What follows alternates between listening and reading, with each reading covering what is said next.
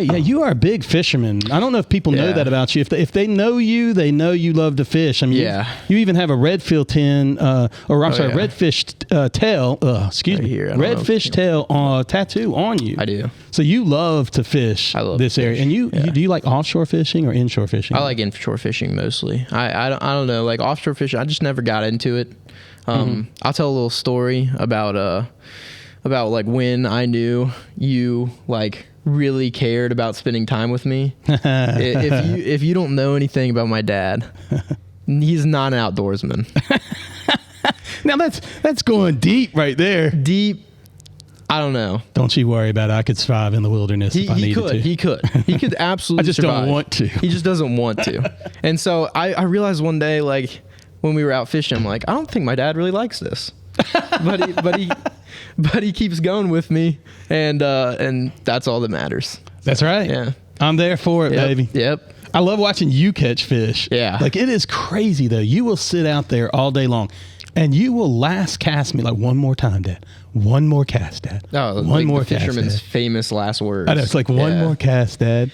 And so I like make you count it. All right, how many one more casts are we doing? Like 10 more casts like 10 or whatever. 20. Yeah. Like, you got to let me know. No, I know. That's so great. That's so great. You know, another thing we love to do together is watch the Georgia football. Oh, yeah. Go Dogs. Games. I mean, you know, they were back-to-back champions. I feel like last season's kind of a fluke. Yeah, I mean, but you know, whatever. I mean, you can't beat the refs too. You can't beat the refs, yeah. But I mean, the Georgia Bulldogs. We love watching it. I mean, what is your first memory watching Georgia football? So I was just thinking about this the other day.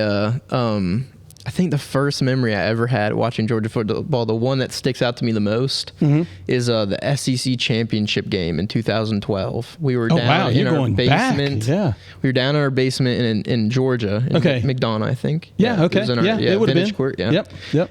We were down in the basement watching like an Eagles Landing, for those of you listening. We were watching that game on our big projector screen. Yeah. And it was when A.J. McCarron beat us. And it was crushing.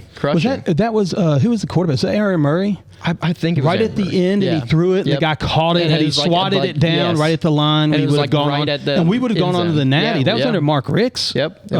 That's right. Oh, so that is kind of your that one that sticks out the most. Yeah, earliest memory. And you were defeated. I was defeated. How long did it take you to recover from that? Probably not as long as it took me to recover from this last loss again in the SEC championship. That one took you longer, you think? Because I feel like I wasn't that big of a fan. Like I was little, so I didn't really understand it as much. But it was the problem with you in your Georgia life is that your memories exist more in a time where Georgia was on the upswing. Yeah, really good. My memories exist in a time. Like, I don't remember 80. I was born in 77, but I don't remember any of the 80 championships, 1980, 81. I don't remember those teams. Yeah. So then fast forward through late 80s into the 90s, it was living a drought. Yeah. It was so tough, and hope would come and hope would go. We would never get through the middle of the season. We knew it was kind of already over. We were always hoping. I can remember one time being in the stands at Georgia Tech. Oh, we were winning, but we needed Tennessee to lose to Vanderbilt. And I remember looking back up into the box suites, and they had a TV up. Watching the Vandy Tennessee game. And I don't remember who was kicking the field goal. Either Vandy was kicking it to win or Tennessee was kicking it to win. Yeah.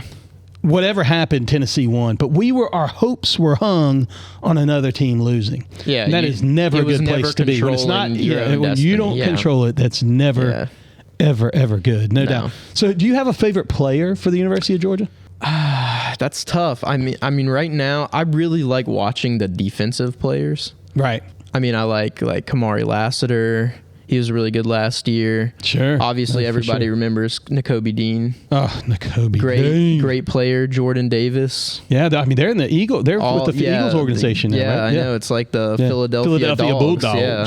But, I mean, on the offensive side of the ball, I'd probably say like Brock Bowers, Lad McConkey. I really love those two. Yeah. So you're in on so I love all the guys you just said. Of course, most people that know me know Champ Bailey is my all-time favorite. Yeah. He played when I was at school. Yeah. You know, I almost want to elevate Kirby Smart up there just because of what he's done in the coaching world, just like being one of my favorite players.